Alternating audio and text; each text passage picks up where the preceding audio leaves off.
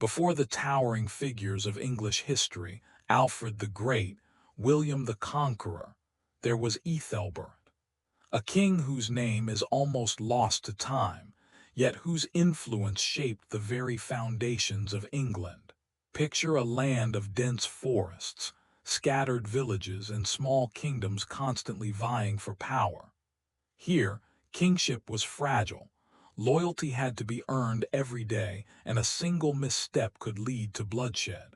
Æthelbert ruled Kent, a small but strategically vital kingdom in southeastern England, during the late 6th and early 7th centuries.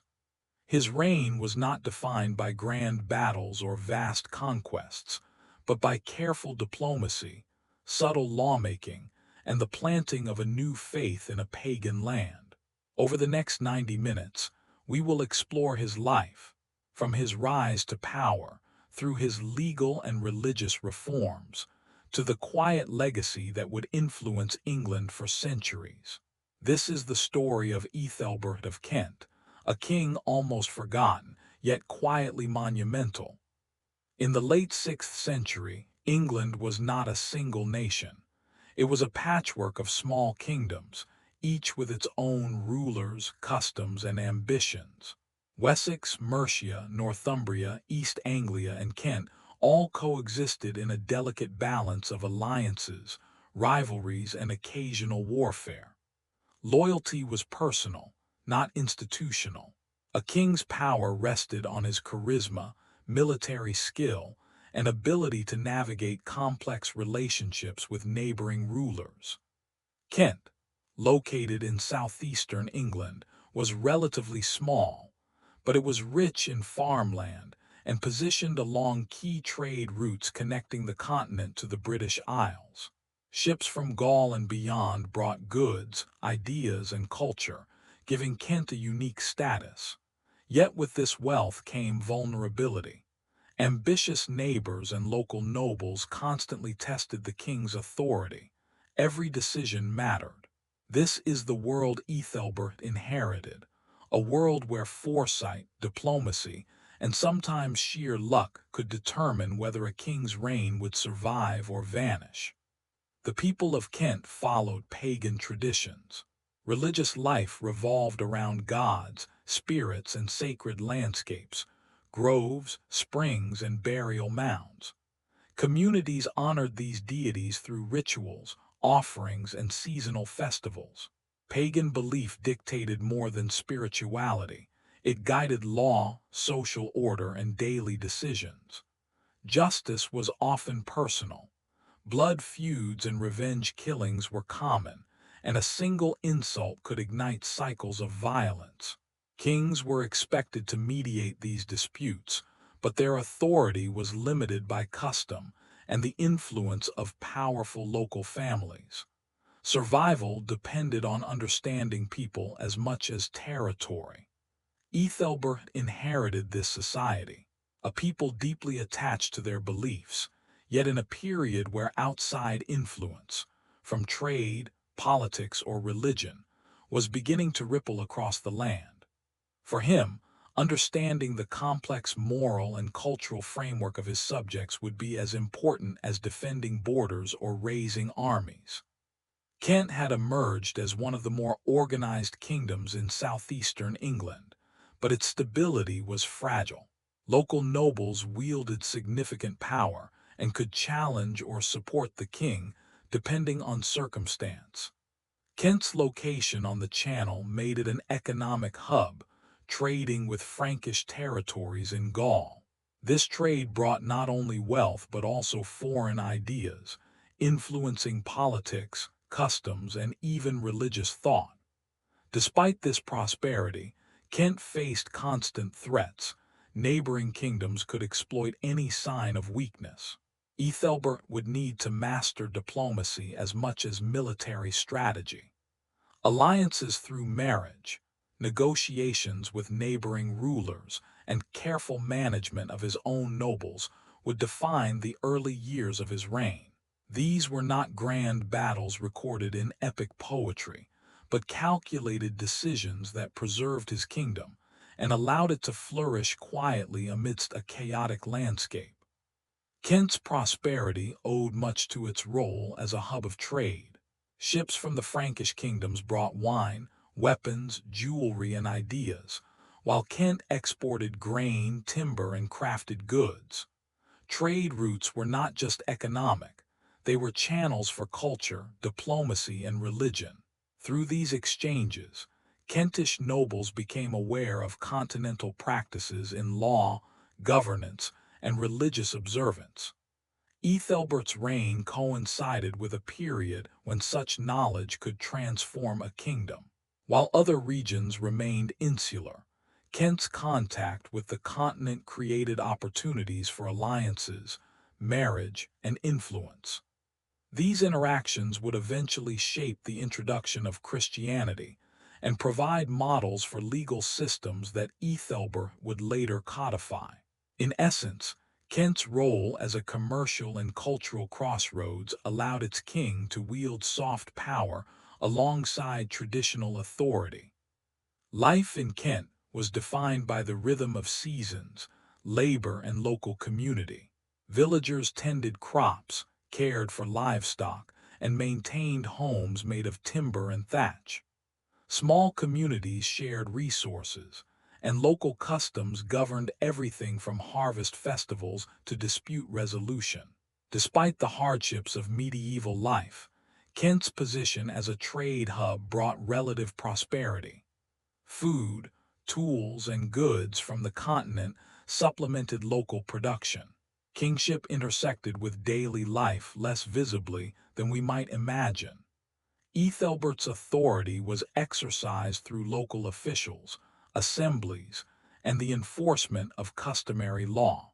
While battles and diplomacy drew the most attention in chronicles, a king's influence was felt in the villages where his justice and decisions shaped routine life. Understanding this intersection of politics and daily existence is crucial to appreciating the subtle power Æthelbert wielded. Æthelbert was likely the son of Eärmenric, the previous king of Kent.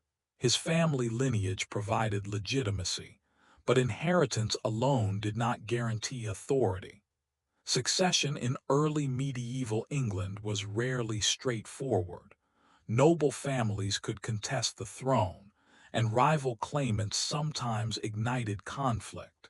Marriage, alliances, and political maneuvering were essential to secure one's position. Æthelbert's marriage to Bertha, a Christian Frankish princess, exemplified this strategy.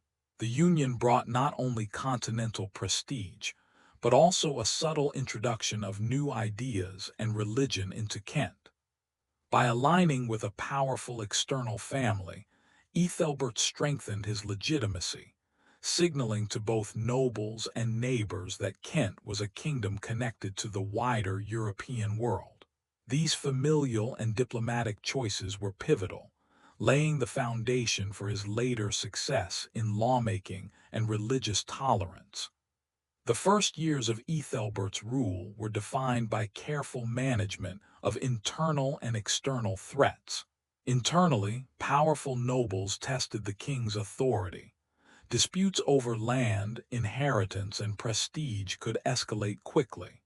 Externally, neighboring kingdoms were constantly assessing Kent's strength, looking for weakness to exploit. Æthelbert needed to balance force with diplomacy, demonstrating power without provoking rebellion. Decisions about taxation, justice, and military action carried high stakes. Historical sources suggest that he handled these challenges with patience and strategy, consolidating control without excessive bloodshed. This period of cautious statecraft was critical. It allowed Kent to maintain stability while positioning itself as a central player in the politics of southeastern England.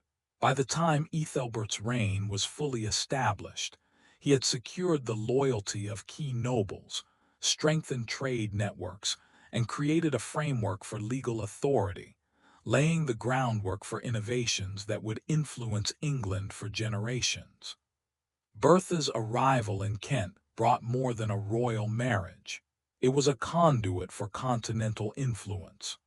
As a Christian princess from the Frankish kingdom, she introduced practices, ideas, and advisors that were previously uncommon in Kent. Her chaplain, Leodhard, served as a religious and cultural guide, subtly shaping Æthelberht's court. Beyond religion, Bertha's presence reinforced diplomatic connections with powerful continental neighbors, signaling that Kent was not isolated, but engaged with the broader political and cultural currents of Europe. These connections would later facilitate the arrival of Augustine of Canterbury and the introduction of Christianity in a more receptive environment. Æthelberht's ability to integrate this influence without alienating his pagan nobles demonstrates his careful balance of tradition and innovation, one of the hallmarks of his successful reign. By the end of his first decade, Æthelbert had consolidated power, secured alliances, and established a stable court. Yet his ambitions extended beyond immediate survival. He began laying the foundations for reform, codifying laws, strengthening trade, and preparing Kent for the cultural and religious transformations to come.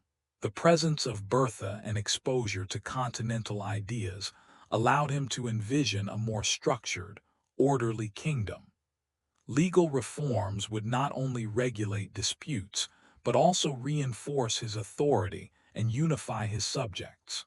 Trade networks were leveraged to create economic stability, while subtle diplomatic ties enhanced Kent's influence. These preparatory steps were crucial, for the next phase of Æthelberht's reign would involve groundbreaking innovations that quietly shaped England's trajectory for centuries. The groundwork was set, and Kent was poised for a transformation unseen in other Anglo-Saxon kingdoms at the time. Æthelberht's ascent to the throne was both a birthright and a delicate challenge. His father, Eärmenric, had established Kent as a prosperous kingdom, but succession was rarely simple in Anglo-Saxon England. Nobles wielded real power, and rival claimants could quickly destabilize the realm. Æthelbert had to assert authority without provoking rebellion. He began by securing loyalty through alliances with key noble families, offering positions, privileges, and protection. This early diplomacy was essential, creating a network of support that would anchor his reign. It wasn't through war or intimidation alone that he strengthened his position. Subtlety, negotiation, and a reputation for fair judgment made him respected. Even at this stage, his court reflected a blend of local tradition and continental influence, particularly through Bertha and her advisors. These careful early decisions would shape the rest of his reign, allowing him to consolidate power without plunging Kent into chaos. Once on the throne, Æthelbert focused on strengthening his authority across Kent. Nobles were powerful and independent, each controlling local lands and military forces. The king had to balance assertiveness with diplomacy, showing strength without triggering revolt. He implemented early forms of administrative oversight, delegating trusted officials to oversee key regions, and ensuring that disputes were handled in accordance with tradition. And gradually, his emerging legal system, military readiness remained important, but Æthelbert understood that stability often depended on perception and trust as much as on armed force. By consolidating authority in this way, he created a framework for governance that combined the customary practices of Kentish society with innovations inspired by continental models. This approach would make Kent a stable, prosperous, and influential kingdom in southeastern England, an oasis of order in a chaotic era. Beyond Kent's borders, the political landscape was volatile. Mercia, Wessex, and East Anglia were always calculating, watching for weakness. Æthelbert pursued diplomacy as a core strategy. He established treaties, marriages, and mutual trade agreements to secure Kent's position. These interactions required careful attention to protocol, gift exchange, and public perception. By cultivating alliances with neighboring rulers, Æthelberht not only prevented invasions but also enhanced Kent's influence. His marriage to Bertha served as a bridge to the Frankish kingdoms, signaling continental ties and elevating Kent's prestige. Diplomacy at this time was often a quiet art, more effective than force alone. Æthelberht's ability to navigate these complex relationships without major conflict in the early years is one reason his reign endured and allowed Kent to prosper in ways other kingdoms could not. While diplomacy secured Kent externally, Æthelberht also turned attention inward. He implemented policies to stabilize society and ensure justice. While much of the law was customary, he began the careful work of codifying regulations, a precursor to the famous Æthelberht Law Code. By standardizing fines for offenses and providing a framework for dispute resolution, he reduced the chaos caused by personal vengeance. Economic policies encouraged trade and ensured consistent taxation, keeping the kingdom prosperous. Even minor reforms, like establishing local oversight for markets or regulating property disputes, strengthened his authority. These policies required patience and tact, as overreach could provoke rebellion. Æthelberht's early domestic reforms illustrate a king focused not just on survival, but on long-term stability and order. Bertha, Æthelberht's Frankish wife, played a crucial role in shaping the court and culture of Kent. Her presence introduced continental customs, fashion, and knowledge of Christian practices, though she did not immediately convert the kingdom. Her chaplain, Æthelberht, provided guidance on rituals and etiquette, subtly influencing court decisions.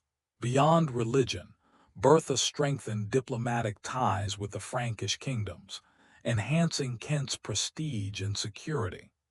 Æthelberht and Bertha's partnership illustrates the strategic use of marriage in early medieval politics, a union that combined legitimacy, diplomacy, and cultural enrichment. Through her, Kent became more than a local power. It became connected to a wider European network, setting the stage for religious transformation and political influence. Æthelberht's court gradually became more receptive to Christianity, though most Kentish nobles remained pagan. The king's tolerance allowed for careful introduction of new ideas without provoking rebellion. Bertha's influence made the court a safe environment for missionaries, creating a bridge between continental Christianity and local customs. This delicate preparation was crucial for the arrival of Augustine of Canterbury decades later. Æthelberht understood that religion could unite, but abrupt enforcement could divide. By integrating foreign ideas subtly, he positioned Kent as a leader in cultural and religious change, laying the groundwork for a transformation that would quietly ripple across England. Even as diplomacy and domestic policies strengthened Kent, Æthelberht remained aware of military necessity. While he preferred negotiation, he maintained a trained retinue and fortified settlements.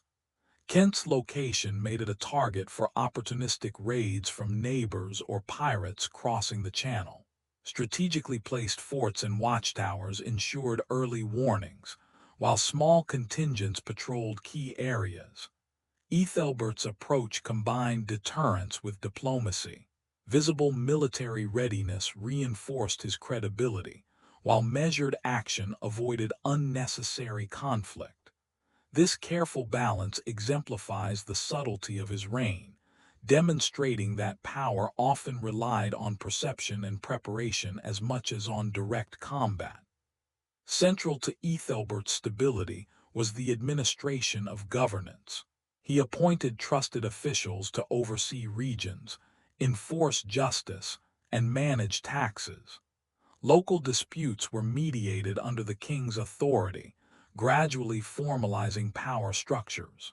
The king's court became a hub for decision-making, balancing noble influence with centralized oversight. While early medieval kings often ruled through coercion, Æthelberht relied on a combination of respect, fairness, and structure. By creating predictable systems for justice and administration, he reinforced loyalty, reduced unrest, and laid the foundation for future legal innovation. These systems, though subtle, were revolutionary for a time when personal vengeance often defined order. Kent's prosperity during Æthelberht's reign depended on economic stability. Trade networks with the Frankish kingdoms and beyond brought wealth, raw materials, and cultural influence. Markets were carefully regulated, ensuring fairness and consistency, which increased confidence among merchants and villagers. Coins began to standardize, facilitating exchange and reducing disputes. Agricultural productivity was supported through land management and oversight of key estates. These economic policies were subtle but essential. They reinforced the king's authority, increased loyalty among the population, and positioned Kent as a reliable, prosperous, and influential kingdom. Æthelbert understood that stability and wealth were intertwined, and he cultivated both to strengthen his reign. By the end of the first decade of his reign, Æthelbert had transformed Kent from a potentially fragile kingdom into a stable, prosperous, and respected realm. Loyalty had been secured, laws were being codified, trade flourished, and the royal court had become a center of diplomacy and culture. His foresight ensured that Kent could withstand internal disputes and external pressures alike. More importantly, he had prepared his kingdom for the changes yet to come, cultural, legal, and religious transformations that would shape England for centuries. Æthelbert's early reign demonstrates the power of careful strategy, subtle reforms, and the quiet art of leadership. In a world defined by warfare and uncertainty, he chose foresight and prudence, establishing a foundation that would endure far beyond his lifetime. One of the most enduring achievements of Æthelbert's reign was his legal reform. While disputes were traditionally resolved through personal revenge or negotiation, Æthelbert recognized the importance of codifying rules to maintain order. This led to what we now call Æthelbert's Law Code, the earliest surviving law code in Anglo-Saxon England. Written in Old English, it established fines for offenses ranging from theft to assault, defining a clear hierarchy of compensation depending on status. The law reflected the social structure of Kent, where kings, nobles, freemen, and slaves all had distinct roles and protections.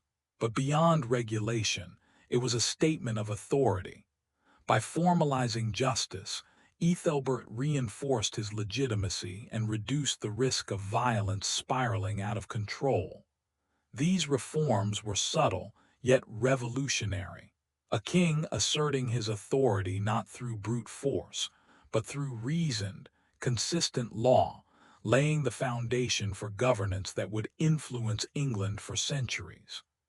Æthelbert's laws provide remarkable insight into the society of Kent.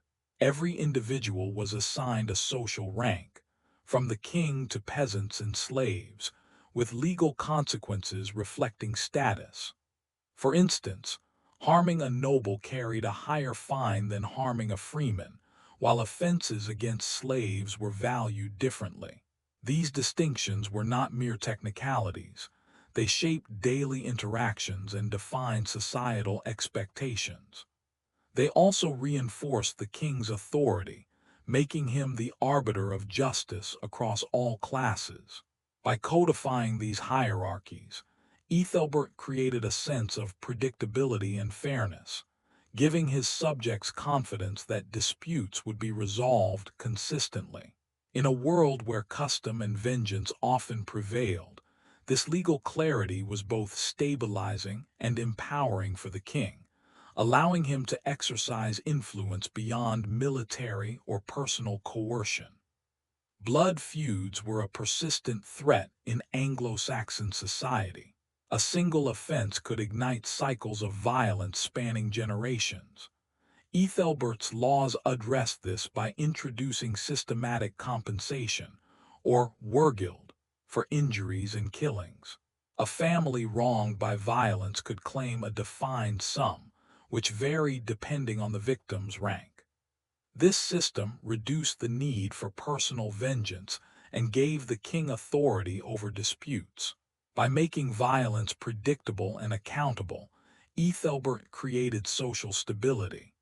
Communities learned to respect these rules, understanding that the king's justice could override tribal customs when necessary. This was a subtle yet profound innovation, allowing a small kingdom like Kent to maintain order without constant warfare. Æthelbert's foresight in regulating human behavior through law demonstrates his intelligence and understanding of the human desire for fairness, security, and honor. Beyond law, Æthelbert implemented systems to govern Kent effectively. Trusted officials were appointed to oversee regions, ensuring the king's orders were enforced and justice was applied consistently. This decentralized oversight allowed him to maintain authority across the kingdom without overextending personal involvement. Local courts handled minor disputes, while more serious matters were referred to the royal court. Administration extended to taxation and resource management, with careful attention to trade, farmland, and local markets. Æthelbert's ability to integrate these systems into traditional structures illustrates his subtlety as a ruler. He respected customs, yet strengthened central authority. By combining legal innovation with practical governance, he created stability that allowed Kent to flourish economically and socially, setting the stage for future growth and influence. Diplomacy was as critical to Æthelbert's reign as law and administration. Kent's neighbors, Mercia, Wessex, and East Anglia, could threaten the kingdom if provoked. Rather than relying solely on military force, Æthelbert employed treaties, alliances, and strategic marriages. His marriage to Bertha, the Frankish princess, was both personal and political, creating continental connections that enhanced Kent's prestige. Diplomacy extended to trade agreements and ceremonial exchanges, which reinforced the kingdom's reputation for stability and reliability. These measures allowed Kent to avoid destructive conflicts, giving Æthelbert the freedom to focus on internal development. His skillful diplomacy demonstrates that influence often comes not from conquest, but from carefully managing relationships, building trust, and projecting authority through negotiation. Kent's economic prosperity was closely tied to Æthelbert's diplomacy. By maintaining peaceful relations with neighboring kingdoms and continental partners, he ensured that trade flourished. Ships carried grain, timber, pottery, and luxury goods from Kent, while imported wine, jewelry, and tools arrived from Frankish territories. Trade wasn't just about wealth. It conveyed ideas, practices, and influence. Markets became regulated centers where law, commerce, and social interaction converged. Æthelbert's governance ensured that trade was predictable and fair, reinforcing the king's authority. Economic stability strengthened loyalty, enhanced the kingdom's influence, and provided resources for future infrastructure and religious projects. Kent became an example of how law, diplomacy, and commerce could combine to create a flourishing society in early medieval Europe. Æthelbert's law code established him as the ultimate arbiter in Kentish society. From disputes between peasants to conflicts among nobles, the king's authority provided predictability. Justice was no longer purely personal. It became codified, mediated, and enforceable. This elevated Æthelbert's status beyond that of a traditional tribal leader, giving him a central role in daily life and social cohesion. By positioning himself as the guarantor of order, he reinforced loyalty and minimized unrest. Subjects could rely on consistent judgments, which strengthened trust in the monarchy. This subtle exercise of authority illustrates Æthelbert's skill. Power was wielded not through intimidation, but through law, fairness, and structure. In doing so, he transformed the nature of kingship in Kent, demonstrating that a ruler could command respect through governance as effectively as through battle. Despite Æthelbert's careful reforms, challenges persisted. Nobles sometimes resisted codified laws, preferring traditional methods of settling disputes. External threats, raids, rival kingdoms, and opportunistic attacks tested the kingdom's stability. Yet Æthelbert's combination of legal authority, administrative oversight, and diplomacy allowed him to respond effectively. By blending tradition with innovation, he maintained legitimacy and minimized disruption. Even in moments of tension, the king's foresight ensured that Kent remained orderly. These challenges reveal the subtle complexity of his reign. He governed a society that demanded both respect for custom and recognition of evolving authority. The successful integration of these elements is a testament to his intelligence, patience, and strategic vision. Although Æthelbert remained personally pagan for much of his reign, his laws were influenced subtly by Christian ideas introduced by Bertha and her chaplain. Concepts of mercy, restitution, and moral order began to enter legal thinking, foreshadowing the kingdom's eventual conversion. Laws regulating injury, property, and compensation reflected both traditional Anglo-Saxon values and emerging Christian ethics. This careful integration allowed him to respect pagan customs, while laying the groundwork for future religious reform.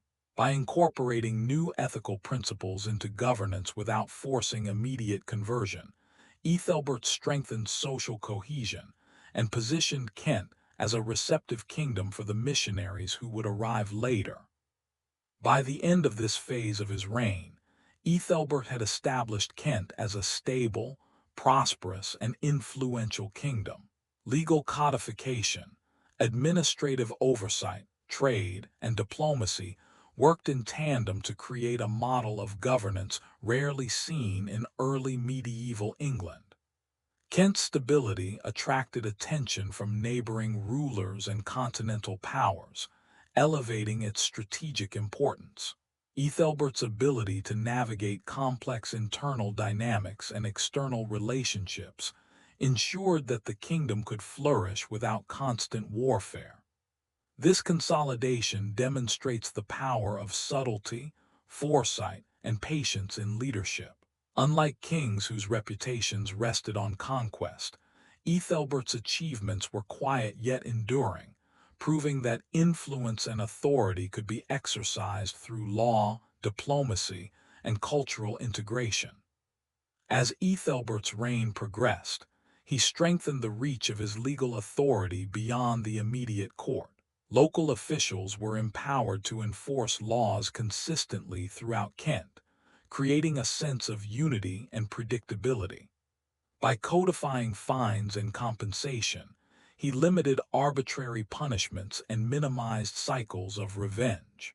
The law became a tool not just for resolving disputes, but for reinforcing the king's central authority. Even minor cases were handled systematically, establishing the king's influence in villages, towns, and estates across the kingdom. This expansion of legal authority reflected Æthelbert's understanding of governance. A kingdom cannot survive on power alone. It requires rules that command respect and foster cooperation. Through law, he subtly shaped social norms, promoted fairness, and secured loyalty, creating a foundation that would last well beyond his lifetime. One of Æthelbert's greatest strengths was his ability to balance tradition with innovation. He respected customary practices, while gradually introducing systematic reforms that strengthened his authority. Local assemblies and noble councils remained central to governance, but codified laws, oversight of markets, and appointed officials ensured consistency and order. Æthelbert's reforms did not alienate his subjects. Instead, they built confidence in the monarchy. People could predict outcomes, know the consequences of offenses, and trust in impartiality. This approach demonstrated political sophistication. Change implemented too quickly risks rebellion, but gradual integration allows stability. Æthelbert's careful calibration of tradition and innovation would later make Kent a model kingdom for law, governance, and cultural receptivity in England. Æthelbert's diplomacy extended across the landscape of Anglo-Saxon kingdoms. While Kent was prosperous, neighboring kingdoms like Wessex, Mercia, and East Anglia observed closely for signs of weakness. Æthelbert employed gifts, negotiated treaties, and carefully timed marriages to avoid conflict and secure Kent's borders. Military readiness complemented diplomacy, signaling that Kent could defend itself if necessary. Yet the king's true strength lay in his reputation for fair governance and strategic alliances. Neighboring rulers understood that Kent under Æthelbert was stable, well-administered, and politically connected, making it a partner rather than an easy target. This balance of respect, deterrence, and alliance-building allowed Kent to maintain peace while flourishing economically and culturally. Economic prosperity reinforced Æthelbert's political authority. Kent's strategic location along the Channel made it a trade hub, linking England to the continent. He implemented policies that encouraged fair trade, stabilized markets, and promoted coinage for reliable exchange. Wealth circulated through villages and towns, strengthening loyalty to the crown and funding administrative infrastructure. By managing trade routes and market regulations, Æthelbert ensured that Kent's prosperity was sustainable and predictable. Economic stability was more than material. It shaped social cohesion. Merchants and villagers understood that a well-regulated system protected their interests, creating mutual dependence between the king and his subjects. This careful intertwining of law, governance, and economy elevated Kent above neighboring kingdoms in terms of order and influence. Æthelbert's laws were more than rules. They set precedents that shaped social behavior. By assigning clear fines for offenses, he reduced personal vengeance and promoted community responsibility. Laws defined the relationships between nobles, freemen, and slaves, establishing social expectations and protecting weaker members of society. This legal framework also reinforced the king's moral and political authority. Subjects came to see Æthelbert as the guarantor of fairness, the ultimate judge whose word carried weight across the kingdom. In a culture where violence and revenge could dominate, these legal precedents were revolutionary, stabilizing communities and creating a sense of order that persisted even after the king's death. Kent's connections to the Frankish kingdoms became a cornerstone of Æthelbert's foreign policy. His marriage to Bertha opened channels of diplomacy, commerce, and cultural exchange. Frankish advisors, clergy, and merchants brought knowledge that enriched Kent's legal, religious, and economic systems. These ties elevated Kent's prestige on the continent, signaling that it was not a minor or isolated kingdom. Such alliances reinforced the king's position at home, giving nobles and subjects confidence in his political acumen. Æthelberht understood that influence extended beyond borders. By cultivating continental relationships, he ensured Kent could weather political upheavals while remaining culturally and economically vibrant. These ties would also lay the groundwork for Christian missionary activity decades later, creating a network of receptivity across the kingdom. Stability in Kent depended on consistent justice. Æthelberht's oversight of courts and officials ensured that disputes were addressed promptly and fairly. Minor offenses were handled locally, while serious crimes were escalated to the royal court. This created predictability. Subjects knew the consequences of actions, reducing fear and unrest. The king's reputation for fairness reinforced loyalty and minimized internal conflict. Æthelberht's subtle use of law to maintain order highlights his strategic mind. Power could be exercised quietly, through the structures of society, rather than by force alone. Communities came to see the king as the ultimate arbiter, someone whose authority extended across every village and market. Even as Kent prospered under law and diplomacy, Æthelberht quietly prepared the kingdom for the arrival of Christianity. The presence of Bertha and her chaplain, Leodhard, introduced Christian rituals and ideas to the court, creating an environment receptive to new beliefs. Æthelberht did not force conversion but allowed gradual exposure, balancing tradition and innovation. Pagan nobles could maintain their practices, while the king ensured that Christian ideas gained influence in a controlled and respectful manner. This foresight was critical.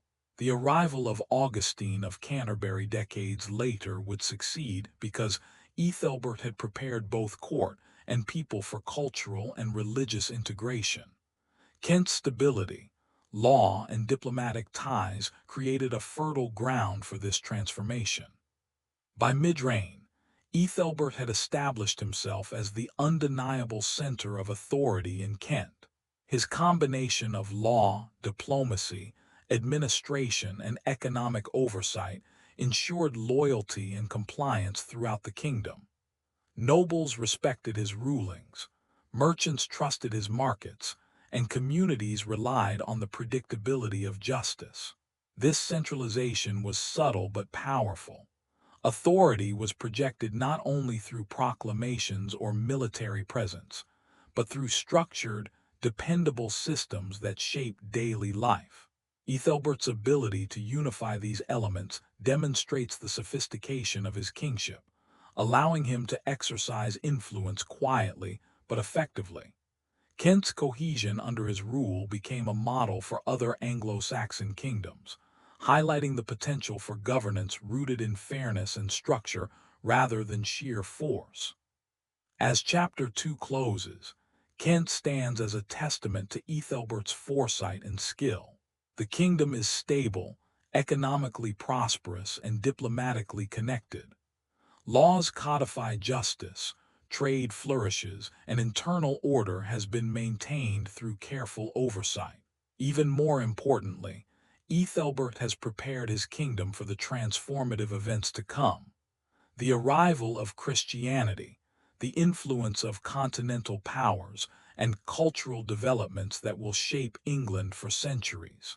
By combining law, diplomacy, economic management, and social foresight, Æthelberht demonstrates that leadership can be quiet yet profound. His reign illustrates the enduring power of strategy, patience, and vision, a blueprint for lasting influence in an unpredictable world. In 597 CE, a small but determined group of missionaries arrived from Rome, led by Augustine, later known as Saint Augustine of Canterbury. Sent by Pope Gregory the Great, their mission was to convert the Anglo-Saxons to Christianity. Kent was their first stop, and Æthelberht's court became the focal point for this religious endeavor. The choice of Kent was strategic. a stable, prosperous kingdom with strong continental ties and a court receptive to Christian influence, thanks in part to Queen Bertha and her chaplain Leodhard. Augustine and his companions faced significant challenges. They were entering a pagan land where old gods and customs were deeply ingrained. Yet, Æthelberht's cautious openness created the conditions for success. He did not impose belief, but allowed dialogue and observation, ensuring that the introduction of Christianity would not provoke rebellion. The arrival of Augustine marked the beginning of a profound transformation in Kent, one that would reshape the kingdom politically, culturally, and spiritually. When Augustine first met Æthelbert, he encountered a king renowned for wisdom and careful judgment. Æthelbert listened attentively, weighing the arguments for this foreign faith against the traditions of his ancestors. Augustine presented Christianity as a moral and political benefit. It offered unity, ethical guidance, and links to powerful continental allies. Æthelbert's decision-making process reflected his long-standing approach to governance, patience, observation, and pragmatism. He recognized the potential advantages of adopting a faith that could strengthen ties with the Frankish kingdoms and reinforce social cohesion. Yet he also respected the existing pagan nobles, ensuring that any religious change would not destabilize his kingdom. This careful negotiation between old and new beliefs demonstrates the king's political acumen and sets the stage for Kent's transformation into the first Christian kingdom of Anglo-Saxon England. Queen Bertha's influence proved pivotal during Augustine's mission. Already a Christian, she provided Augustine with both a moral ally and a bridge to the king. Her presence lent legitimacy to the faith and offered a model of Christian practice that could be introduced gradually. Bertha's chaplain, Leodhard, advised on rituals and customs, helping to integrate the new religion into the court's life without alienating pagan nobles. This gradual, culturally sensitive approach made Kent receptive to Christianity, allowing Æthelbert to endorse the new faith without sparking unrest. The Queen's role highlights how personal relationships and strategic alliances shaped religious transformation, demonstrating that Æthelbert's success in governance extended beyond law and diplomacy into cultural foresight and leadership. Æthelbert's baptism marked a turning point in Kentish history. By publicly embracing Christianity, he signaled acceptance of a new cultural and religious framework. His decision was strategic as much as spiritual. It strengthened alliances with the Frankish kingdoms, promoted unity within Kent, and allowed him to guide the kingdom's transition gradually. Nobles and villagers witnessed the ceremony, which combined Roman Christian rituals with local customs to ensure continuity and stability. The baptism elevated Æthelbert's moral authority, portraying him as both a king and a spiritual guide.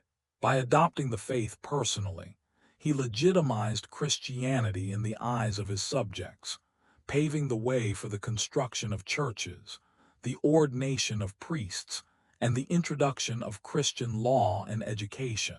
This moment cemented Kent's place as the first Christian Anglo-Saxon kingdom and demonstrated the king's skill in blending political pragmatism with spiritual foresight. Following Æthelbert's conversion, Augustine began establishing the first churches in Kent. Canterbury Cathedral, initially a modest structure, became the spiritual center of the kingdom. Churches served multiple purposes: places of worship, centers of learning, and symbols of royal authority. They reinforced Æthelbert's influence, tying spiritual and political leadership together. Local builders, inspired by Roman designs, began constructing early Christian structures, introducing architectural innovation to the region. The creation of these sacred spaces reflected Kent's transformation under Æthelbert's guidance, blending religious purpose with the consolidation of political power. These early churches would later grow into enduring centers of education, culture, and governance, demonstrating the lasting impact of his reign. Christianity gradually influenced daily life in Kent, yet Æthelbert maintained a delicate balance. Pagan customs and festivals continued alongside new Christian practices, ensuring continuity for the population. Christian clergy advised the king on ethical matters, while monasteries became centers of education and literacy. Augustine's mission introduced written records, Latin literacy, and structured liturgical practices. Schools, scriptoria, and religious instruction began to flourish, preparing future generations for ecclesiastical and administrative roles. This integration strengthened both faith and governance, showing that cultural transformation could be achieved without destabilizing traditional society. Æthelbert's careful management ensured that Christianity complemented existing structures rather than replacing them abruptly, fostering stability, education, and long-term societal growth. The introduction of Christianity sparked a broader cultural transformation. Written language became more widespread, art incorporated religious motifs, and new moral frameworks influenced behavior and governance. Kent became a hub of literacy and learning, with monasteries preserving texts and educating elites.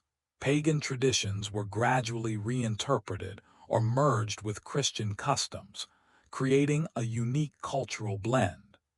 Æthelbert's leadership ensured that these changes were structured, reinforcing social cohesion and political authority.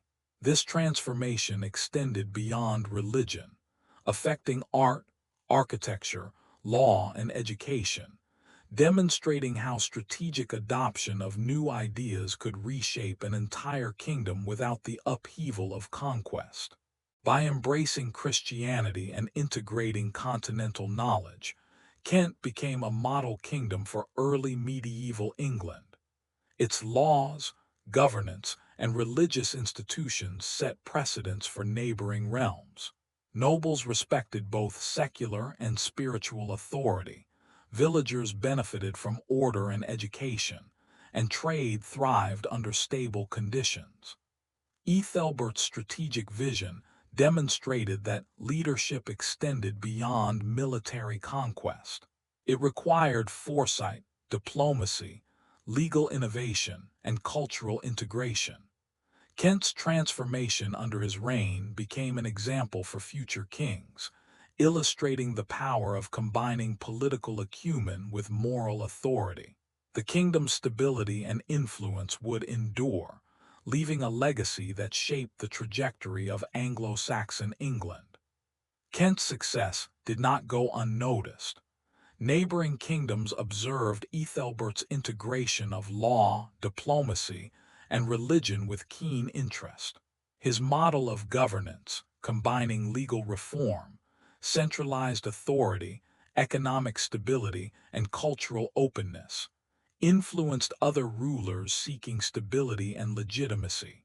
The introduction of Christianity through peaceful and structured means offered a template for conversion in other Anglo-Saxon kingdoms. Kent's prestige, derived from political foresight, religious adoption, and continental connections, positioned it as a leader in both cultural and political spheres.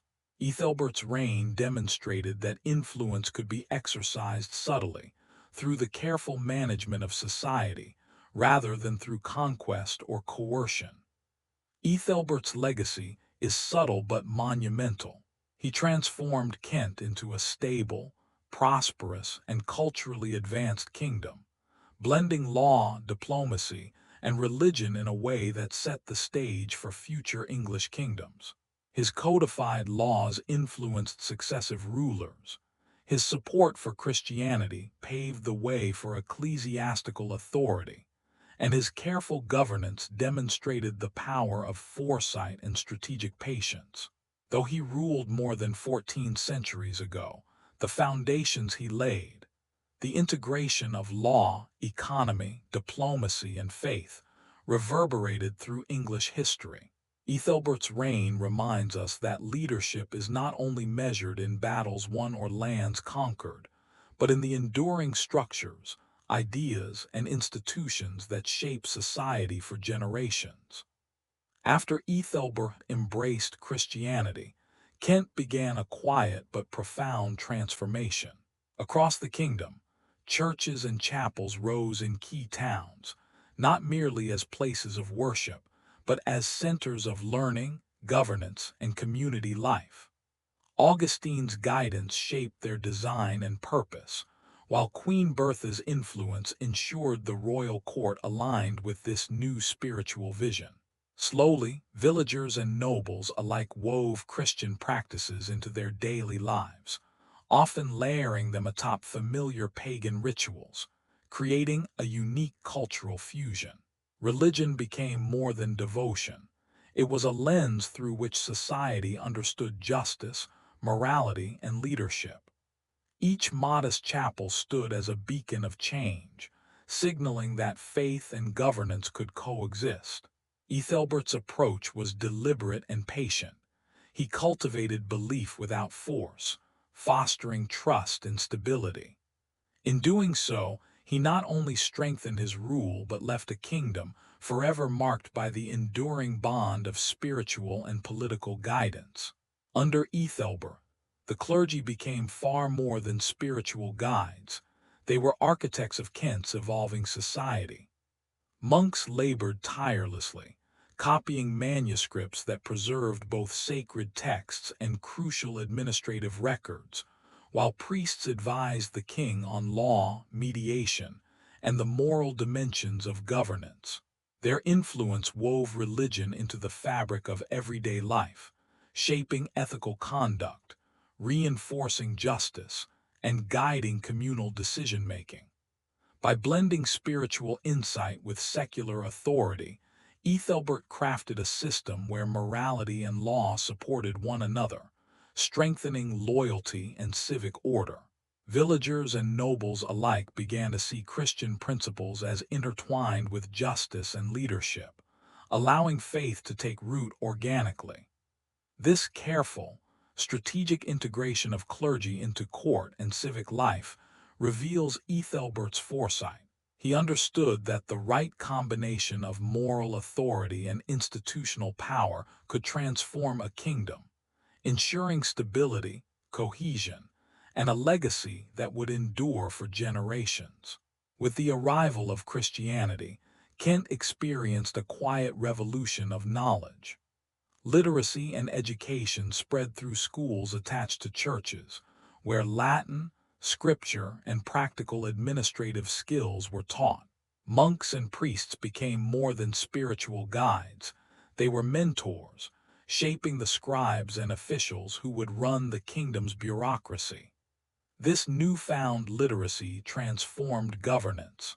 Laws could be recorded accurately, trade and taxation documented meticulously, and knowledge of Christian teachings permeated everyday life, guiding moral and social behavior. Æthelbert recognized that learning was more than intellectual. It was a tool to strengthen authority, unify communities, and secure cultural cohesion. By nurturing education, he built a kingdom capable of thinking, organizing, and planning for the future.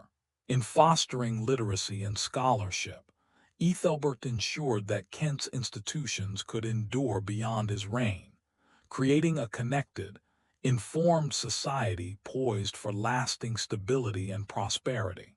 Christianity quietly reshaped the rhythm of life in Kent, weaving new festivals and rituals into the fabric of long-standing pagan traditions. Æthelbert guided this transformation with subtlety, encouraging Christian celebrations to complement, rather than erase, local customs. These gatherings became more than spiritual observances. They were moments of community, teaching moral values, reinforcing social bonds, and allowing the king to be seen as both a spiritual and political leader. By letting culture evolve organically, Æthelberht avoided resistance and nurtured acceptance, blending innovation with tradition. Over time, Christian and local practices fused, creating a unique cultural identity that strengthened social cohesion and reinforced the authority of the monarchy. Kent became a living example of strategic cultural adaptation, demonstrating that thoughtful leadership could harmonize faith, governance, and daily life, leaving a lasting legacy of unity, stability, and shared identity for generations to come.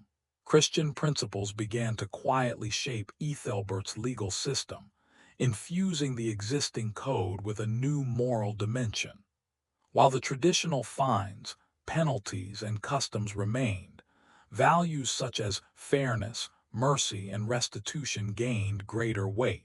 Clergy played an active role in advising on disputes, ensuring that ethical considerations guided judgments alongside established legal rules. This careful integration strengthened the king's authority while fostering trust and cohesion within the kingdom. Laws became more than rules. They reflected a balance between tradition and the moral guidance Christianity offered, helping communities understand justice in human and divine terms. Æthelberht's vision allowed Kentish society to adapt gradually, evolving its institutions without fracturing social stability. By weaving faith into governance, he created a system that was both predictable and compassionate, demonstrating foresight and wisdom. This harmonious fusion of law and morality set a precedent that would inspire neighboring kingdoms, leaving an enduring legacy in the legal and cultural framework of early medieval England. Kent's embrace of Christianity did more than transform its culture. It elevated the kingdom onto the European stage. Stronger ties with continental powers, particularly the Franks, emerged through gifts, envoys, and correspondence, building on the initial connections established with Queen Bertha's arrival. Æthelberht's Christian identity became a bridge between Kent and influential courts abroad, allowing diplomacy, trade, and cultural exchange to flourish. These relationships enhanced the kingdom's prestige, giving the king recognition both at home and across the continent. Kent's leaders could negotiate, trade, and collaborate with foreign powers in ways that few contemporary kingdoms could match, blending faith, politics, and strategy seamlessly. By aligning religious identity with international diplomacy, Æthelberht ensured that Kent was not just a regional power, but a respected partner in wider European affairs. Christianity, carefully nurtured, became a tool of influence, strengthening internal cohesion while opening doors beyond Kent's borders, leaving a legacy of connection and strategic foresight that endured for generations. Æthelberht recognized that true power extended beyond his lifetime. Every law he codified, every church he supported, every school he helped establish was part of a larger vision, one that would outlast his reign. By carefully weaving Christianity into daily life, promoting education, and encouraging trade and civic order, he created a kingdom with deep, enduring roots. These institutions became living monuments to his leadership, guiding society long after his passing. Æthelberht's foresight revealed a profound understanding of legacy. Leadership is not measured by fleeting victories, but by the structures and cultural foundations that sustain a people across generations. Kent's stability, prosperity, and growing prominence were the result of this deliberate planning, a testament to a ruler who combined strategy, faith, and vision. His reign demonstrated that foresight and wisdom could transform a kingdom into a lasting symbol of cohesion, culture, and enduring influence. Æthelbert's visionary approach to leadership did more than stabilize Kent. It became a model for neighboring kingdoms. By blending law, governance, and Christianity, he demonstrated how secular authority and spiritual guidance could work together to create lasting order and legitimacy. Other rulers observed Kent's prosperity and cohesion, recognizing that careful administration, consistent law enforcement, and the gradual integration of faith could strengthen both authority and social unity. Æthelbert's reign revealed that true leadership required patience, foresight, and the ability to adapt culturally, rather than relying on force alone. His methods provided a blueprint for Anglo-Saxon kingship, influencing political strategies, legal systems, and the expansion of Christianity throughout southern England. Through these deliberate choices, Æthelbert extended his influence far beyond Kent's borders, leaving a legacy that shaped governance, faith, and culture for generations, ensuring that his kingdom would be remembered not just for its wealth or power, but for the enduring stability and vision of its ruler. Christianity reshaped daily life in Kent in ways that went far beyond simple worship. Villagers, nobles, and clergy gradually participated in new rituals, educational programs, and ethical practices that began to redefine community life. Laws now carried not only practical authority but also moral weight, helping to reduce conflict and encourage social cohesion. Monasteries and schools emerged as hubs of learning, literacy, and administration, bridging spiritual guidance with civic organization. Æthelbert's careful integration of faith into daily routines strengthened social order and made governance more effective, while still respecting older traditions. Change unfolded deliberately, allowing the kingdom to embrace innovation without destabilizing familiar customs. Over time, Kent evolved into a society united by law, moral principles, and shared cultural practices, a community capable of stability, growth, and resilience. This transformation illustrates how foresight, ethical leadership, and strategic cultural adaptation can leave a lasting imprint, ensuring a kingdom thrives across generations while maintaining its identity and cohesion. By the midpoint of his reign, Æthelbert had transformed Kent into a kingdom that other rulers could only aspire to emulate. Law, trade, diplomacy, and faith were woven together with careful precision, creating stability, prosperity, and cultural vibrancy across the realm. The integration of Christianity not only enriched spiritual life, but also strengthened connections with continental Europe, influencing governance, morality, and social cohesion. Villages, towns, and marketplaces thrived under clear regulations and consistent administration, fostering trust between rulers and subjects. Æthelbert's ability to balance respect for tradition with thoughtful innovation allowed the kingdom to grow without upheaval, making Kent a beacon of order and foresight.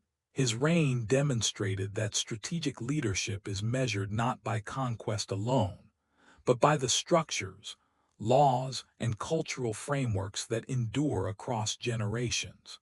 By setting a standard for governance, morality, and diplomacy, Æthelbert left a legacy that shaped the trajectory of Anglo-Saxon England, proving the enduring power of vision and careful planning.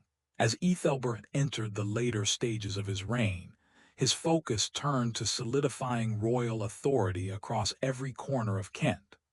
Local officials enforced laws consistently, resolving disputes with fairness and clarity, while nobles quickly saw the advantages of cooperation, protection, stability, and inclusion in the kingdom's growing order. Legal codification, oversight of markets, and the careful guidance of clergy worked together to strengthen governance and inspire loyalty. Æthelberht projected power not through displays of force, but through systems that were predictable, reliable, and respected. This method ensured that Kent remained prosperous, orderly, and resilient, even amid the uncertainties of early medieval life. His strategic approach reveals a deeper truth. Lasting authority emerges not from intimidation or fear, but from creating institutions and structures that benefit both ruler and people. Through this balance of law, faith, and administration, Æthelbert left a kingdom firmly united under his vision. Under Æthelbert, Kent evolved from a regional kingdom into a center of diplomacy and influence. Its stability and prosperity attracted attention from across Europe, particularly from the Frankish courts, opening doors for trade, political alliances, and cultural exchange. Envoys traveled to Kent, bearing gifts and negotiating agreements that strengthened bonds and reinforced the kingdom's standing. The Christian identity fostered by Augustine's mission enhanced Kent's prestige, signaling a civilization guided by faith as well as law. Diplomacy under Æthelbert was far from ceremonial.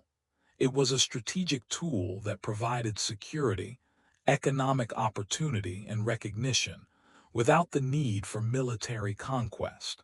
By combining internal order with carefully cultivated external relationships, Æthelbert demonstrated that influence could be wielded through foresight, negotiation, and subtlety.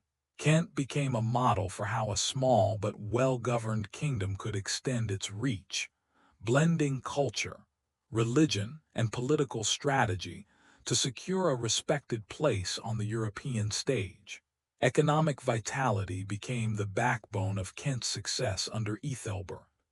Positioned strategically along the Channel, the kingdom tapped into vibrant trade networks, bringing in imported goods such as wine, pottery, and tools from continental Europe, while exporting grain, timber, and other valuable commodities.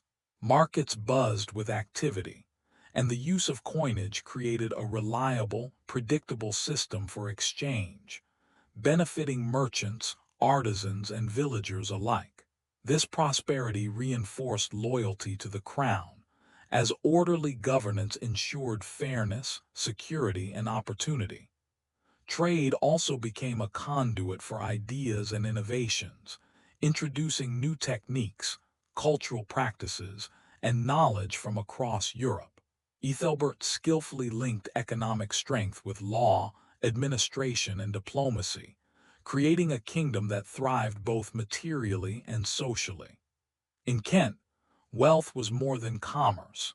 It was a tool to maintain stability, consolidate authority, and project influence, demonstrating that a prosperous kingdom could command respect and endure through careful planning and strategic foresight. Nobles were the backbone of Kent's stability, and Æthelbert understood their importance. He relied on their loyalty to enforce the law, oversee local administration, and collect taxes, ensuring the kingdom operated efficiently from village to town. In return, these elites were granted prestige, protection, and influence within the royal court, creating a relationship that was both strategic and mutually beneficial.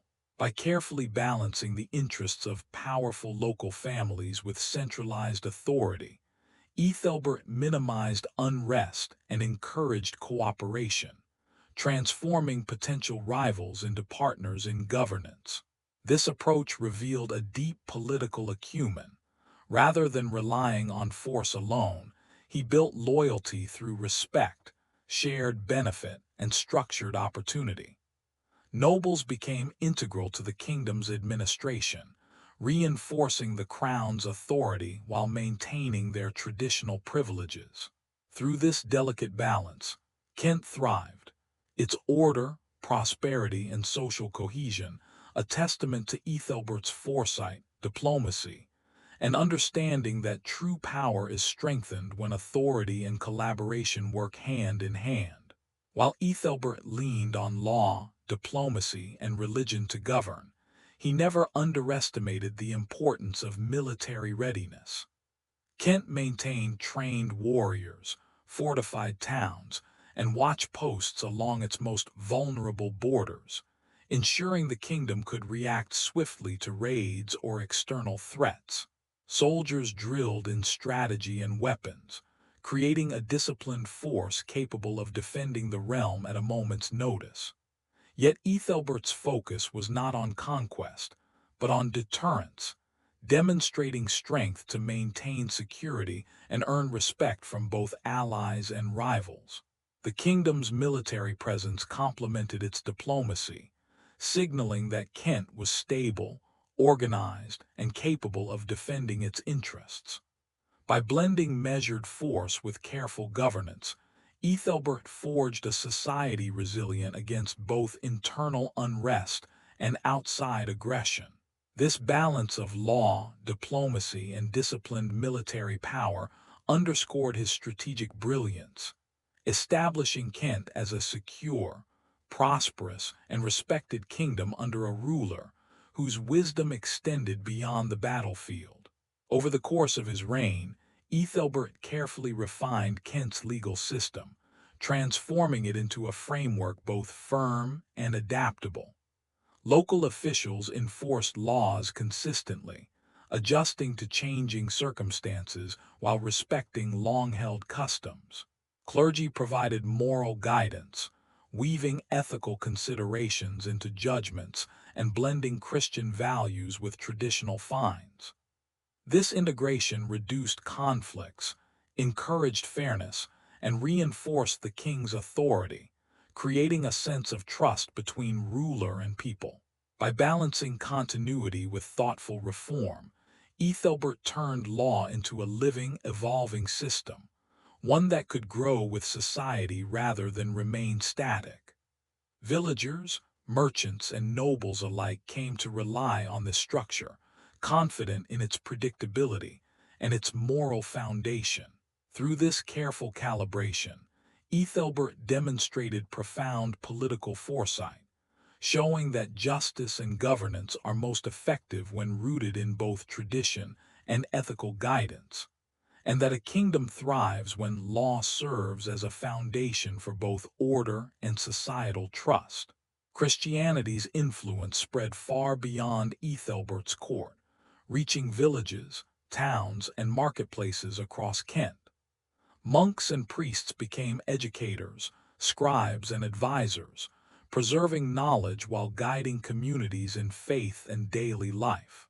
Churches evolved into hubs of learning, literacy, and administration, shaping not only spiritual understanding, but also practical skills that strengthen society. Religious festivals blended with long-standing local customs, gradually transforming social practices and creating a shared cultural rhythm. Æthelberht's careful support ensured this integration unfolded smoothly, reinforcing stability while nurturing cultural growth. Over time, Christian principles began to shape governance, education, and social norms, embedding ethical frameworks into the very fabric of Kentish life.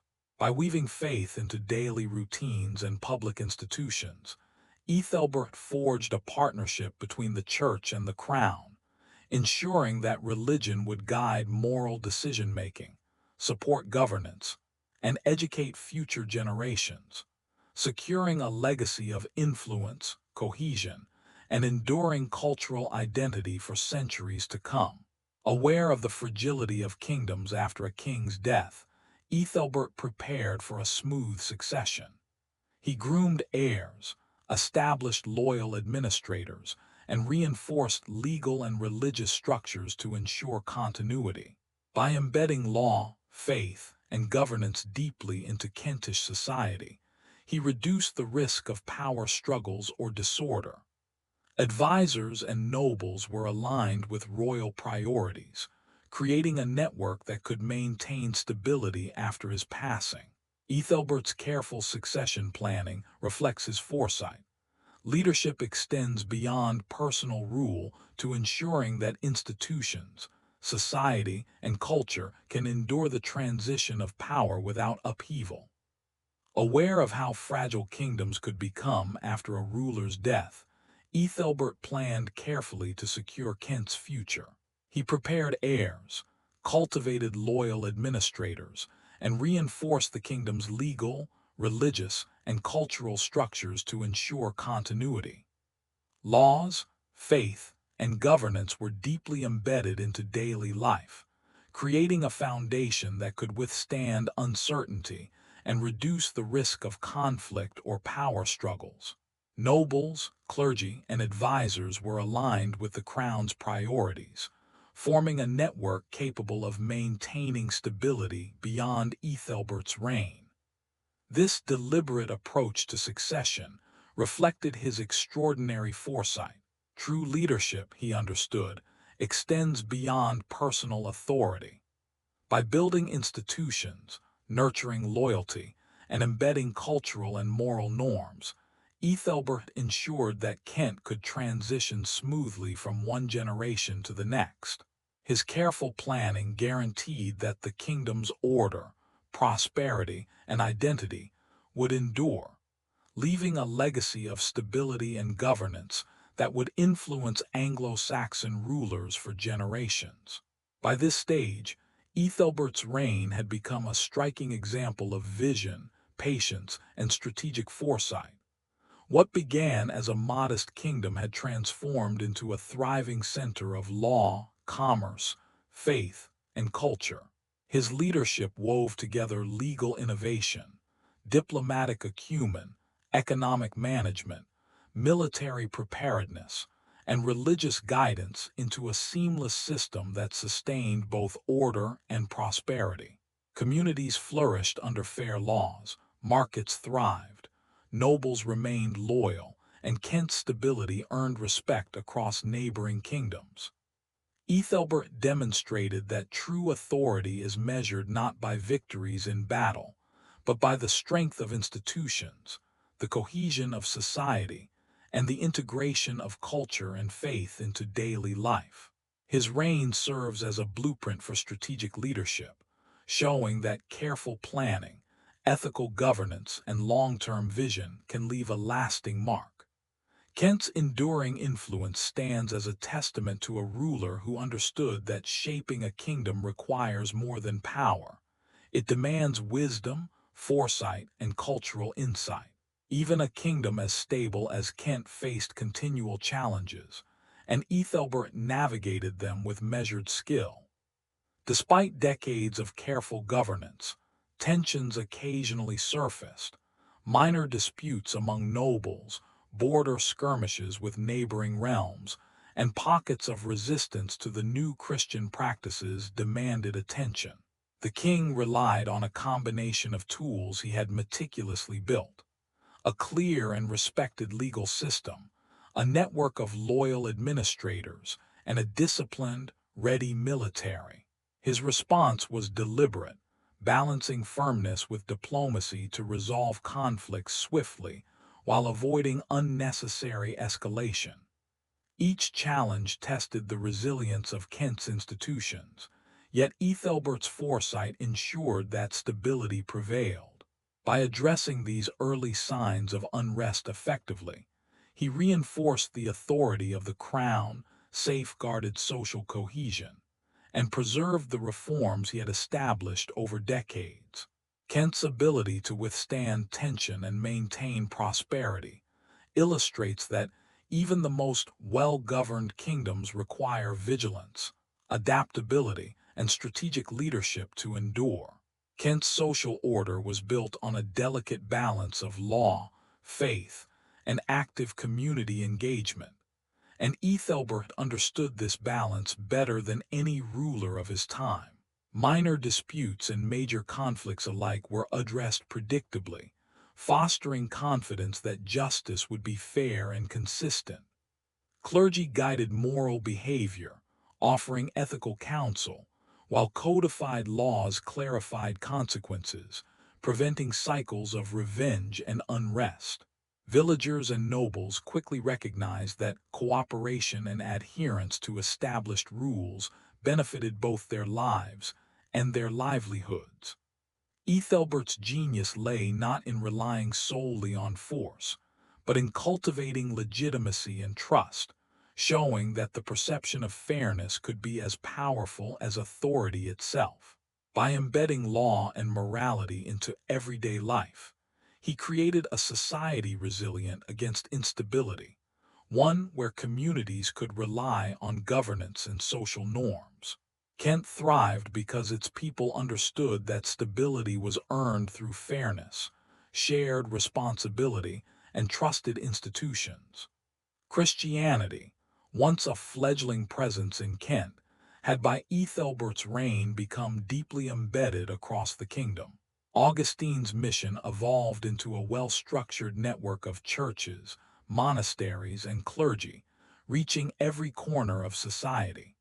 Religious instruction guided daily life, while schools nurtured literacy and intellectual growth.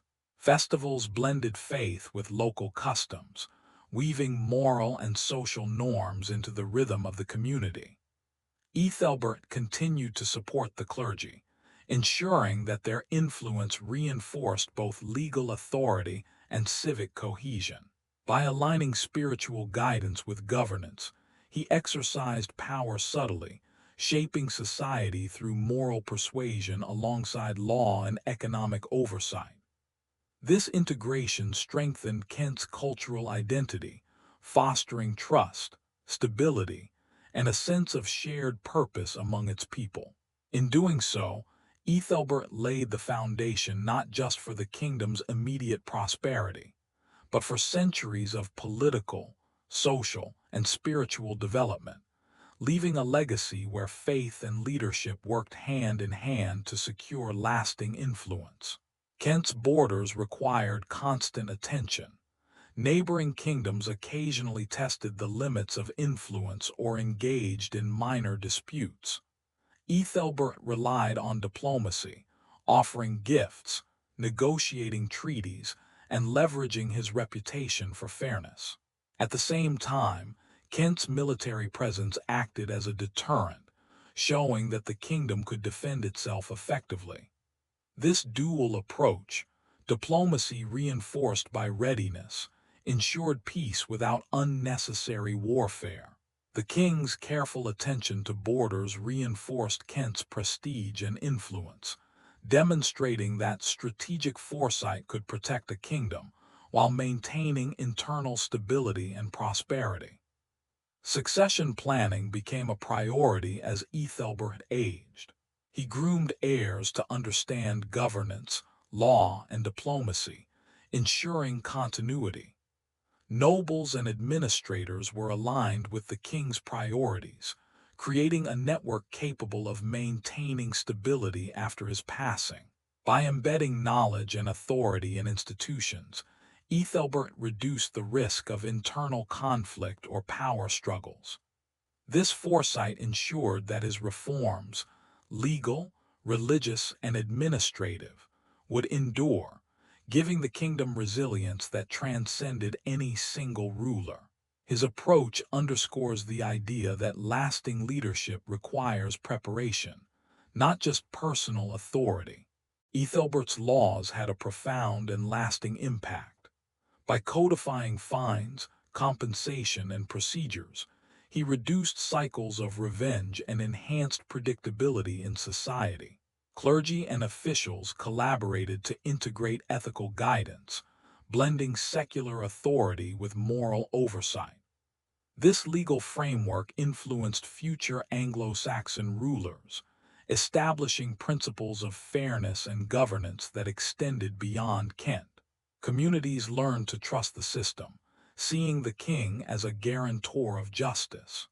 Æthelbert's legal legacy demonstrates how thoughtfully designed rules can shape society for generations, providing stability, cohesion, and legitimacy that outlast the individual ruler.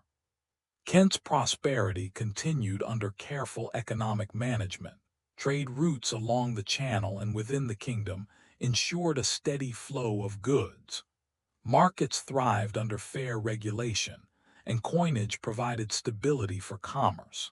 Trade not only enriched Kent materially, but also strengthened social bonds and loyalty to the crown.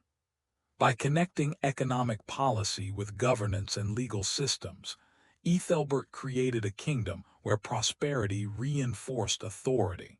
Merchants and villagers understood that stability benefited everyone, fostering cohesion. This combination of economic foresight and social integration exemplifies the strategic depth of his rule. Education, rooted in Christian institutions, strengthened Kent's administration and culture. Monks taught Latin, scripture, and administrative skills, preparing scribes and clerks to support governance. Literacy allowed for accurate record-keeping, from laws to trade, ensuring predictability and efficiency. Schools also served as moral and cultural centers, reinforcing social cohesion. Æthelberht's support for education linked intellectual growth with stability, ensuring that knowledge, religion, and administration worked together. Literacy became both a tool of governance and a means of cultural transmission, securing Kent's influence for generations. By the end of Æthelberht's reign, Christianity had blended seamlessly with Kentish culture. Festivals, rituals, and daily life incorporated Christian practices while respecting local traditions. Art, architecture, and education reflected this integration, creating a distinct identity for the kingdom. Churches and monasteries acted as centers for learning, governance, and moral guidance. Æthelberht's strategy of gradual integration ensured stability, avoiding resistance or rebellion. The result was a kingdom where religion, law, and culture reinforced each other, fostering cohesion, prosperity, and resilience. Kent became a model of how thoughtful leadership could transform society peacefully and sustainably. At the culmination of Æthelberht's reign, Kent stood as a beacon of stability, culture, and influence. Law, trade, diplomacy, religion, and education all intertwined to create a thriving kingdom. His foresight ensured that these systems were self-sustaining, capable of enduring beyond his lifetime. Neighboring kingdoms observed Kent as a model of governance, while his legal and religious reforms set standards for the wider Anglo-Saxon world. Æthelberht's reign demonstrates that leadership extends beyond conquest. It requires vision, strategy, and the ability to shape society's structures.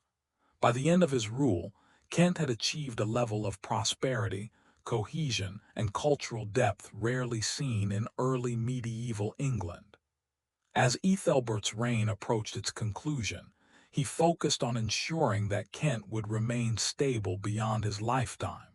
He reinforced administrative structures, aligned noble loyalty with long-term priorities, and strengthened ties with clergy and foreign allies.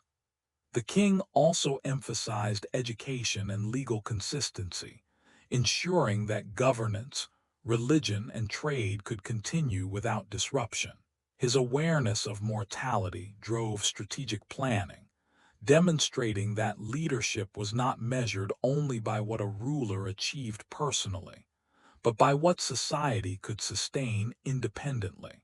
By embedding authority in institutions rather than solely in his person, Æthelberht created a kingdom resilient to uncertainty and capable of enduring challenges after his passing. Kent's diplomatic relationships remained a priority in Æthelberht's final years. The kingdom continued to exchange envoys, gifts, and treaties with neighboring kingdoms and continental powers, particularly the Franks. These relationships reinforced Kent's prestige, ensured trade, and provided potential support against external threats. Æthelberht's Christian identity strengthened continental ties, giving the kingdom recognition in European political and religious circles. Maintaining these external relations demonstrated the king's understanding that the security and prosperity of Kent relied as much on diplomacy as on law, military readiness, or internal stability. Through careful balancing of domestic and foreign affairs, he ensured that the kingdom remained respected and influential until the end of his reign. Even in the final years, minor internal challenges tested Kent's cohesion. Disputes among nobles, tensions over land, or resistance to Christian practices occasionally arose. Æthelberht relied on his legal system and trusted administrators to address these efficiently. Clergy provided ethical guidance, and the integration of moral and legal frameworks helped reduce unrest. By combining law, religion, and diplomacy, the king maintained social cohesion and authority. These challenges were manageable precisely because the structures he had built over decades were robust. Æthelberht's careful management of these issues exemplifies the foresight that had defined his reign. Stable institutions and predictable governance can withstand challenges that would destabilize weaker kingdoms. Succession planning remained a critical priority. Æthelberht worked to ensure that his heirs, administrators, and nobles would continue his policies and maintain order. Future rulers were educated in law, diplomacy, and governance, while loyal officials were positioned to enforce continuity. By embedding his influence in institutions rather than relying solely on personal authority, Æthelberht mitigated risks of civil unrest, succession disputes, or administrative collapse. His approach demonstrates a long-term vision of leadership, preparing society to function effectively after the departure of a single individual ensures stability, continuity, and the enduring success of reforms, creating a legacy that extends far beyond a single reign. By this stage, Kent had fully integrated Christianity into cultural and social life. Festivals, education, law, and daily routines reflected both faith and local tradition. Art and architecture adopted religious motifs, while literacy and manuscript production flourished. Æthelberht's policies ensured that religion complemented governance rather than replacing tradition abruptly.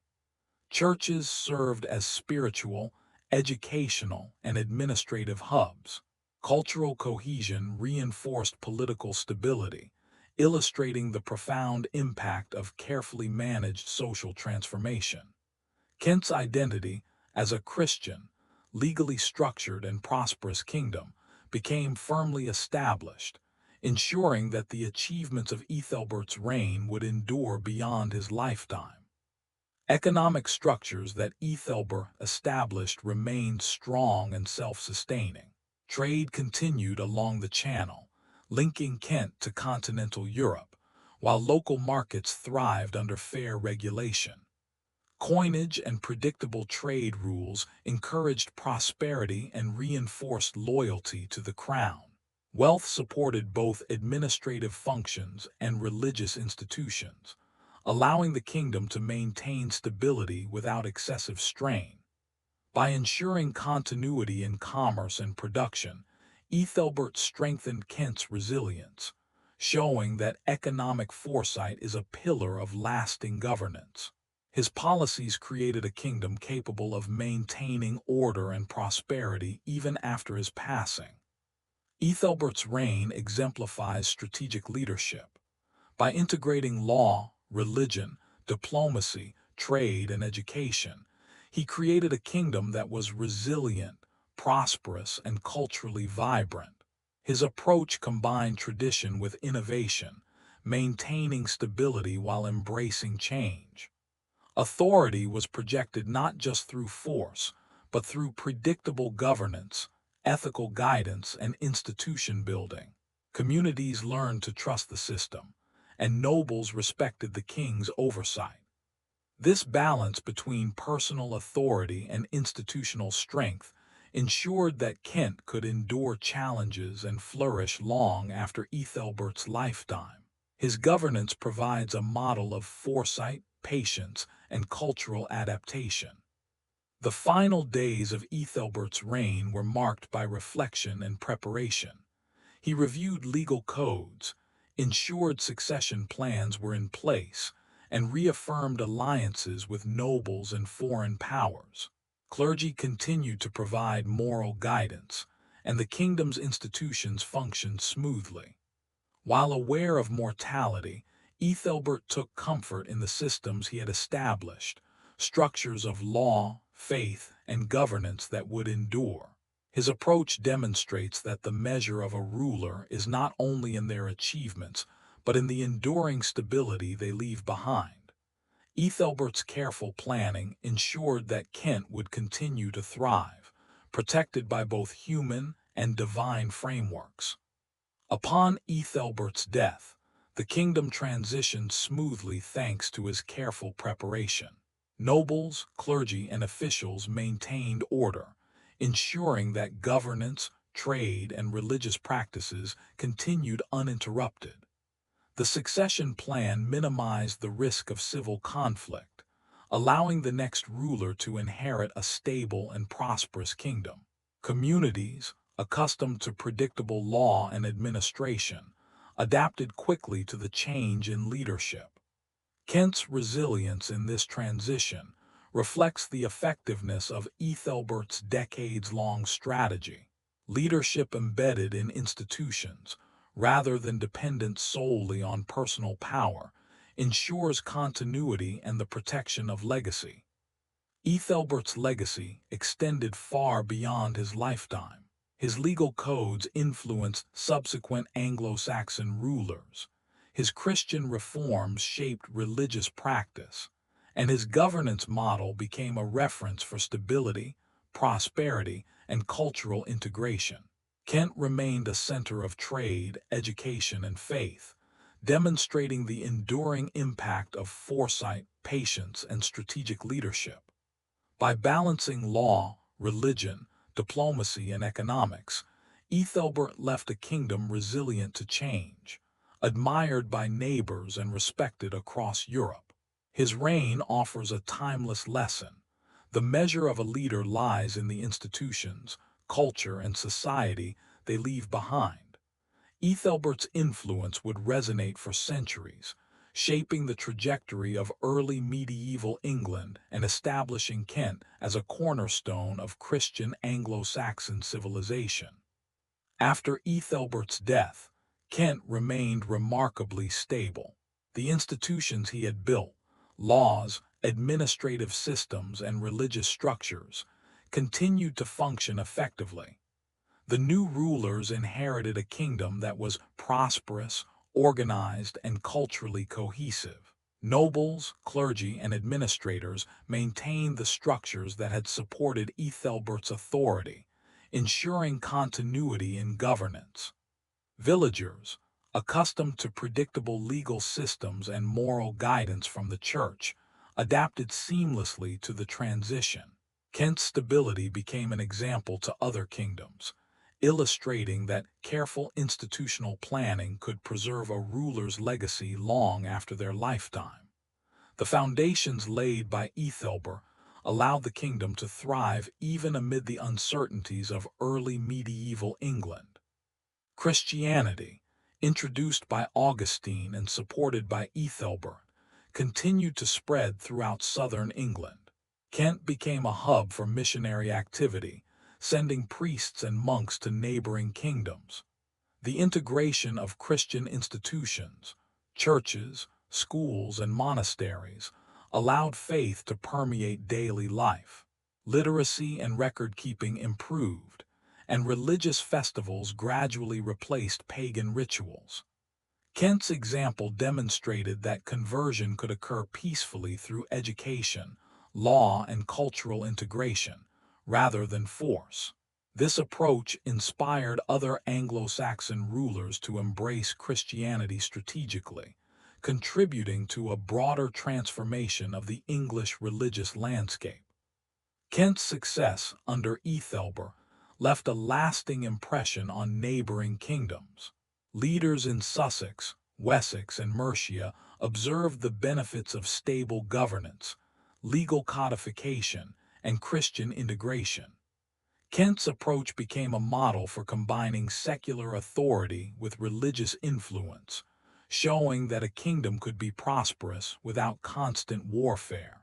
The kingdom's legal codes inspired similar reforms elsewhere, and its economic and cultural systems provided a blueprint for organized society. By example, Kent helped shape early medieval English politics, demonstrating how foresight, law, and religion could strengthen both internal cohesion and external prestige. Monasteries established under Æthelberht's reign became centers of culture, learning, and administration. Monks copied manuscripts, preserved classical and religious texts, and educated future clerics and administrators. These institutions promoted literacy, facilitated governance, and provided spiritual guidance. Monasteries also became repositories of art, music, and architecture, contributing to Kent's cultural identity. By intertwining religious devotion with education and administration, Kent maintained intellectual and societal development. These cultural hubs ensured that Æthelberht's reforms endured, and they shaped the intellectual and spiritual life of southern England for generations. Æthelberht's law code continued to influence neighboring kingdoms long after his death. Its principles, fair compensation, ethical oversight, and structured dispute resolution, were studied and adapted by other rulers.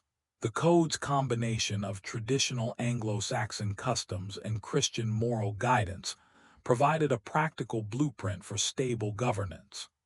Legal scholars, priests, and administrators used Kentish laws as a reference, ensuring that the kingdom's innovations shaped early English legal tradition. By codifying laws effectively, Æthelbert left a tangible framework that endured across generations, demonstrating the power of legal foresight in shaping society. The educational initiatives begun under Æthelbert matured and spread. Monks trained in Kentish schools carried knowledge of Latin, scripture, and administration to other regions. Literacy allowed for better record-keeping, trade management, and legal enforcement. Schools became centers of intellectual growth, nurturing administrators, clerics, and scribes. Kent's emphasis on education ensured that governance and culture could evolve alongside faith, creating a lasting intellectual legacy. Literacy became a cornerstone of societal development, linking moral guidance with practical administration, and ensuring that Kent's influence extended far beyond its borders. Kent experienced a flourishing of art, architecture, and culture, rooted in its Christian identity and stable governance.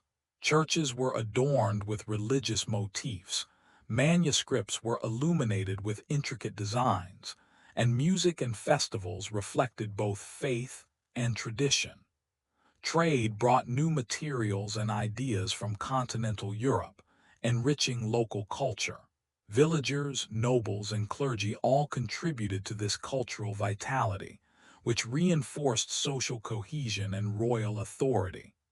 By integrating culture, religion, and governance, Kent became a model for civilized, prosperous kingdoms. Æthelbert's reforms created a lasting cultural framework that extended beyond his reign, shaping the identity of early medieval England. Economic growth continued to define Kent's prominence. Trade networks remained strong, connecting Kent to continental Europe and neighboring Anglo-Saxon kingdoms. Markets thrived, coinage circulated efficiently, and production of goods like timber, grain, and pottery supported both local and foreign demand. Wealth allowed continued investment in churches, schools, and infrastructure. Prosperity reinforced loyalty to the crown, while economic integration provided stability and influence. Æthelbert's policies had created the conditions for long-term economic resilience, showing how trade and governance can intertwine to strengthen a kingdom socially, politically, and culturally. Kent's success under Æthelbert influenced the broader trajectory of Anglo-Saxon England. Other kingdoms observed Kent's integration of law, religion, and governance, adopting similar practices to ensure stability and legitimacy. Missionaries trained in Kent spread Christianity to neighboring regions, establishing churches and schools. Legal and administrative innovations provided models for emerging kingdoms, while cultural and economic influence created a lasting imprint. Kent's example demonstrated that effective leadership required a combination of foresight, diplomacy, and institutional strength. The kingdom's stability, prosperity, and cultural depth became a reference point for early medieval rulers, shaping England's development for decades to come. A century after Æthelbert's reign began, Kent's influence remained visible. His legal, religious, and administrative reforms had created a kingdom resilient to internal and external challenges. Christianity flourished, trade prospered, and culture thrived. Successive rulers built on his foundations, spreading his approach to governance, law, and faith across southern England. Æthelbert's legacy illustrates the enduring impact of visionary leadership. By combining moral authority, law, diplomacy, and economic insight, a ruler can shape society long after their lifetime. Kent's story demonstrates that thoughtful, strategic governance can transform a kingdom, leaving lessons for generations. The foundation laid by Æthelbert became a cornerstone for the growth and cohesion of early medieval England. Æthelbert's reign stands as a turning point in early English history. He transformed Kent from a modest Anglo-Saxon kingdom into a stable, prosperous, and culturally rich realm. Through law, religion, trade, diplomacy, and education, he established institutions that would outlast his lifetime. His strategic foresight allowed Kent to navigate challenges both internal and external, while his embrace of Christianity aligned the kingdom with continental Europe and set a moral framework for governance. Æthelbert's approach demonstrates that leadership is measured not just by conquest or wealth, but by the ability to create lasting structures that shape society. His reign provides a blueprint for balancing authority, culture, and faith, showing how careful planning and ethical governance can produce enduring impact. One of Æthelbert's most enduring contributions was his law code. It codified centuries of custom, integrating Christian ethics with traditional Anglo-Saxon practices. By setting clear expectations for behavior, fines, and restitution, the code reduced cycles of revenge and provided predictable governance. Clergy assisted in ensuring that ethical principles complemented legal enforcement, creating a moral as well as judicial framework. This combination of law and morality strengthened society, built trust in governance, and provided a model for future rulers across England. Æthelbert's legal foresight demonstrates the transformative power of codified law. By clearly defining rights, duties, and consequences, he created stability that would echo through generations. Æthelbert's conversion to Christianity reshaped Kent's cultural identity. Churches, monasteries, and schools spread literacy, education, and spiritual guidance. Christian festivals and rituals blended with older traditions, creating a distinctive cultural environment. Monks preserved manuscripts, art, and knowledge, ensuring intellectual continuity. This integration of religion into daily life reinforced social cohesion and governance, giving the king a moral as well as political authority. Kent became a model for the peaceful adoption of faith, showing how cultural transformation can coexist with stability. Æthelbert's vision ensured that Christianity became not only a personal faith, but a cornerstone of societal organization, leaving a lasting imprint on English culture. Kent's prosperity under Æthelbert also elevated its status internationally. Diplomatic ties with the Franks and other continental powers enhanced trade, cultural exchange, and political recognition. Envoys, gifts, and correspondence established Kent as a respected partner in Europe, linking the kingdom to wider networks of influence. Christianity further strengthened these connections, as shared faith fostered trust and cooperation. Kent's success became a model for balancing domestic stability with external relations, showing how small kingdoms could exert influence through diplomacy, commerce, and cultural integration. Æthelbert's vision extended beyond his borders, demonstrating that leadership can shape both local society and international perception simultaneously. Trade remained central to Kent's enduring influence. Strategic access to the Channel allowed commerce with continental Europe, while local markets facilitated internal exchange. The use of coinage standardized transactions and encouraged economic growth. Goods such as grain, timber, pottery, and imported luxuries circulated widely, supporting prosperity. Economic stability reinforced political and social cohesion, as wealth enabled investment in religious and educational institutions. Æthelbert's economic foresight demonstrated that governance and commerce are inseparable. Prosperity supports authority, and authority enables prosperity. Kent's flourishing economy became a model for neighboring kingdoms, demonstrating how structured trade and resource management can sustain both wealth and societal stability. Education and literacy were central to Kent's institutional strength. Monks taught Latin, scripture, and administrative skills, creating a literate class capable of record-keeping and governance. Schools linked education with both religion and administration, ensuring continuity in knowledge and law. Administrative efficiency increased as literacy allowed for accurate tax records, trade documentation, and legal proceedings.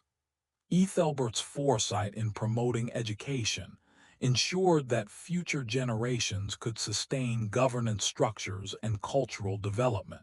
This intellectual foundation reinforced social cohesion and provided the tools for Kent to influence neighboring regions culturally, politically, and religiously. Kent's cultural identity matured under Æthelbert's reign. Churches and monasteries fostered art, architecture, and manuscript illumination. Festivals blended Christian rituals with local traditions, creating a distinctive communal experience. Music, storytelling, and visual art reflected the integration of faith and culture. These expressions reinforced societal cohesion, providing shared identity and moral guidance. Cultural development strengthened both local pride and the kingdom's influence beyond its borders. Æthelbert's policies ensured that culture, religion, and governance reinforced one another, producing a society resilient, vibrant, and enduring, a lasting testament to his strategic and ethical leadership. Æthelbert's reign offers timeless lessons in leadership. Stability and prosperity stemmed from foresight, ethical governance, and institution building rather than force alone. Law codified societal norms, religion provided moral guidance, and education prepared future leaders. Diplomacy and trade extended influence while minimizing conflict. By embedding authority in systems rather than personal power, Æthelbert ensured continuity and resilience. His approach illustrates that visionary leadership requires balancing immediate concerns with long-term societal development. Kent's experience under Æthelberht provides a model of how strategic, thoughtful governance can transform a kingdom and leave an enduring legacy. The influence of Æthelberht's reign extended across southern England. His legal, religious, and administrative innovations shaped subsequent Anglo-Saxon kingdoms. Missionaries trained in Kent spread Christianity, while neighboring rulers adopted Kentish legal and administrative models. Trade networks and cultural practices extended Kent's influence even further. His legacy demonstrates how the vision of a single ruler can impact political, religious, and social structures far beyond immediate borders. Æthelberht's reign laid the foundations for early medieval English governance, illustrating the enduring power of law, faith, and strategic foresight. Æthelberht's story is more than a biography. It is the story of a kingdom transformed through vision, wisdom, and foresight. Kent's prosperity, stability, and cultural richness were the product of decades of careful planning and integration of law, faith, and governance. His influence persisted long after his death, shaping neighboring kingdoms, spreading Christianity, and creating legal frameworks that endured for generations.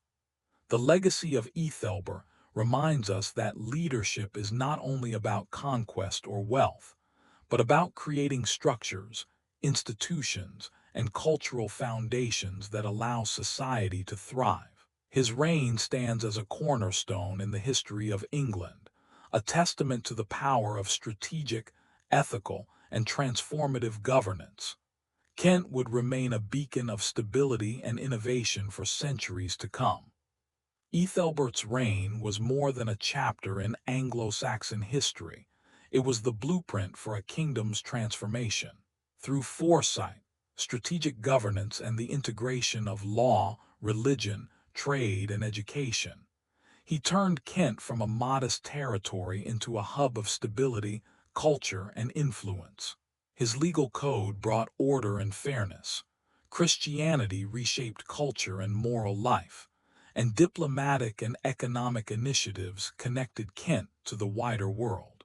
By embedding authority in institutions rather than relying solely on personal power, Æthelberht ensured that his legacy endured long after his death. Successors, neighboring kingdoms, and generations of English society benefited from the foundations he laid. Kent's prosperity, cohesion, and cultural richness stand as a testament to the transformative power of vision, patience, and ethical leadership. Æthelberht reminds us that true greatness lies not just in conquest or wealth, but in shaping a society that can thrive, evolve, and endure for centuries.